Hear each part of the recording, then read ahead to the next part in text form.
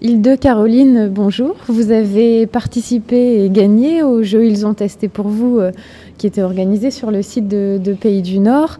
Et donc vous allez tester le nouveau musée Magritte qui a ouvert ses portes fin mai donc à Bruxelles. Qu'est-ce que vous venez chercher et trouver dans ce musée Magritte? Pour vous, vous connaissez bien Magritte?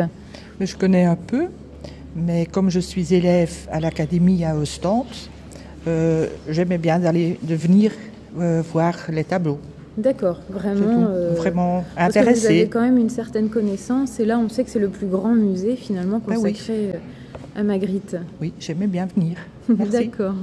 Caroline, vous, pourquoi vous avez tenté ce concours? Moi, c'est surtout de la curiosité, l'envie de découvrir la région et la Belgique, puisqu'on est frontalier. Je connais Magritte, comme chacun peut le connaître, le style Magritte, les principaux tableaux, et c'est vraiment de la curiosité, et puis profiter justement de l'occasion pour venir voir. D'accord. Alors, nous allons partir tout de suite pour découvrir la première salle.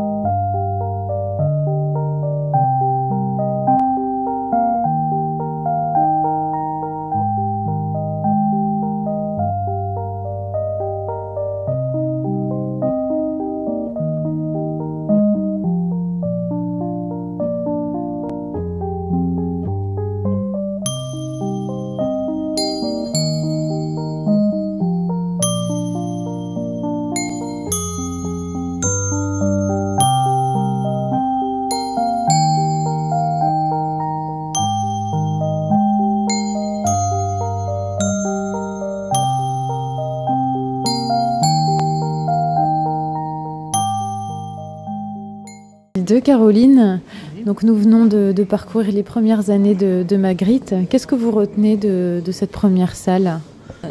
Je suis un peu surprise parce que je ne connaissais pas du tout ces premières premières années. On connaît vraiment ce qui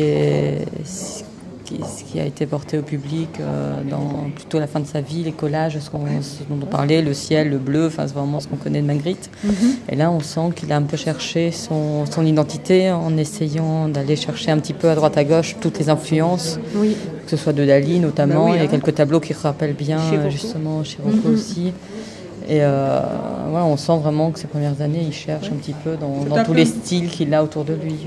Et ici, c'est un peu malheureux qu'on n'a pas d'explication. Oui. En tout cas, c'est vrai que l'audioguide, pour les premières années, est vraiment c'est un peu utile parce que c'est vrai qu'on voit qu'il a cherché tous ces styles. Bah oui. Et en même temps, il a été tout de suite vers des styles quand même un peu connus. Il n'a pas eu de période très très classique. C'est vrai que il est parti directement vers le surréalisme, le cubisme. Enfin, il n'est pas passé par la période classique qu'en général les peintres connaissent au départ.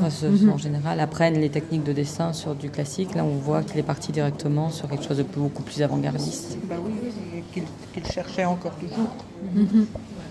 On va continuer en tout cas pour voir, mais c'est vrai que même si on voit déjà dès les premières années son influence quand même vers le surréalisme. Là, on est en 1927 et on sent quand même déjà ses préférences. Tout à fait.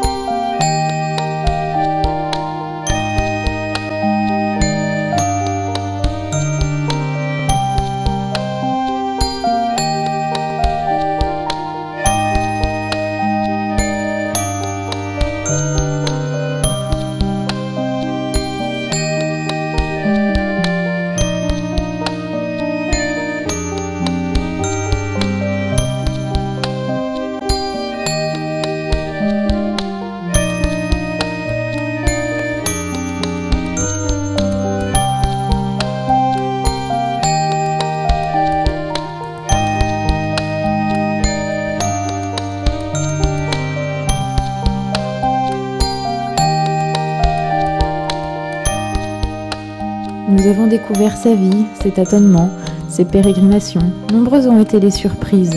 Son admiration pour sa femme, que l'on retrouve dans beaucoup de ses œuvres, sa fascination pour les éléments liés à la Terre, à l'univers. Magritte fascine. Rendez-vous dans le magazine pour suivre pas à pas Hilde et Caroline dans la découverte de ce musée.